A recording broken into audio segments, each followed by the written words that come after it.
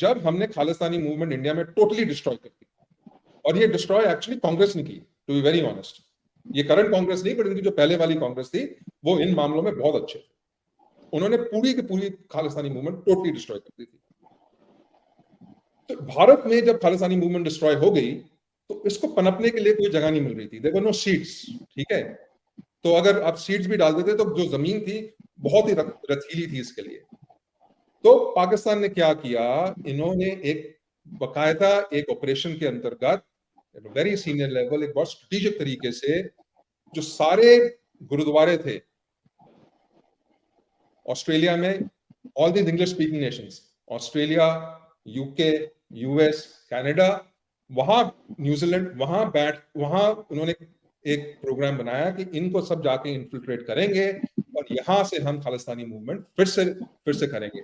मैं आपको बोल रहा हूं कि 80 के दशक में, 90 के दशक में जब ये खत्म की गई, अगर आप लोगों से उस टाइम पे बात करते थे, अगर कोई मौका मिलता था किसी गवर्नमेंट के सीनियर बंदे से बात करने का जो नेशनल सिक्योरिटी पे कहता था, वो कहता खालिस्तानी मूवमेंट भी टोटली फिनिश्ड, हमने खत्म कर दी पूरी।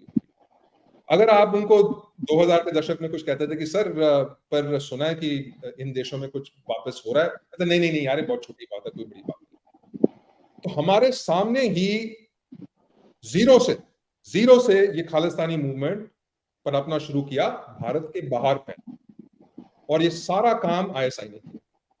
आप इनके कोई भी गुरुद्वारों में जाओ, उनमें भिंडन वाले की फोटो और ये सब बहुत पहले से लगनी शुरू हो गई। तो ऐसा हुआ है कि एक जनरेशन, पूरी की पूरी एक नई जनरेशन सिख बच्चों की पैदा हुई है जिन्होंने सिर्फ यही प्रोपेगेंडा सुना है, और पिछले 30 साल से पूरी की पूरी गवर्नमेंट ऑफ इंडिया ने अपना इस खालिस्तानी मूवमेंट पे अपना लगाम छोड़ दिया, और जैसे उन्होंने लगाम छोड़ा, ये लगाम आईएसआई ने पकड़ लिया और उसको आगे कर दिया। आपको शायद पता होगा कि भारत ने जो सिख राइट्स हुए थे 1984 में, 1984 में इंदिरा गांधी की हत्या के बाद, उसको जेनोसाइड का एक उपाधि दे दी है, जो कि वो जेनोसाइड नहीं था, वो राइट्स थे, वो मैसेकर थे, जेनोसाइड नहीं था। बट जो 36,000 हिंदू मारे गए पंजाब में, उनको जेनोसाइड नहीं बोल रहे हम, उनको तो मान ही नहीं रहे हम, तो वो नंबर ही नहीं बाहर आ रहे। बीजेपी, आरएसएस इतनी बात करते हैं सिख राइट्स के बारे में, और करनी भी चाहिए, पर कभी नहीं मैंने सुना उनको। और मैं खुद पंजाबी हूं, पंजाब में रहा हूं, फैमिली है, मैंने कभी नहीं एक बार अपने पूरे जीवन में, या मेरे जो पूरे जो परिवार है, कभी भी किसी ने सुना हो कि आरएसएस, बीजेपी, बीएचपी ने कुछ बोला हो, एक बार नहीं, ठीक है, एक बार नहीं। 36,000 हिंदू मारे, मुझे भी नहीं पता था, आपने बताया कि 36,000 है, मैं सोच रहा था कि 10 या 12। कैप्टन अमरिंदर सिंह ने स्वयं कहा है 36,000 जब वो मुख्यमंत्री थे। तो ये एक कांग्रेसी मुख्यमंत्री कहेगा, पर और कांग्रेसी मुख्यमंत्री ने अरुण जेटली को घेरने के लिए कहा, ये तुम क्यों नहीं उठाते ये मुद्दे? तुम हिंदू पार्टी हो तो हिंदुओं के मरने के मुद्दे क्यों नहीं उठाते? नहीं उठाया भाजपा ने। पर उन्होंने ये वाला उठा दिया। अच्छा, हिंदू कभी नहीं ये बोलते, as I am not talking about individuals, I am saying as a society, as a government, क्या हमने दर्शाया कि खालिस्तानी टेररिज्म में पंजाब में 36,000 हिंदू पंजाब में मारे गए?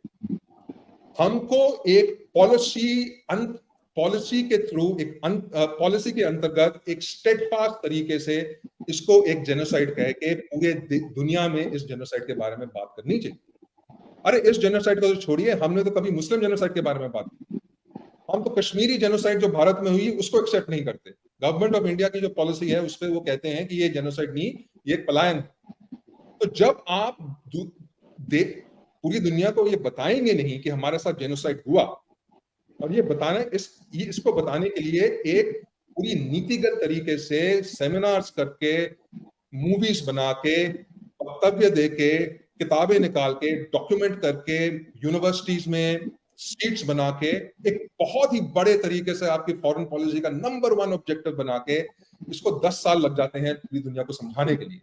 अगर आप ये कर लेते तो फिर दुनिया की जो सहानुभूति है और जो होनी चाहिए थी, जो धर्म संगत सहानुभूति है, वो आपके साथ होती।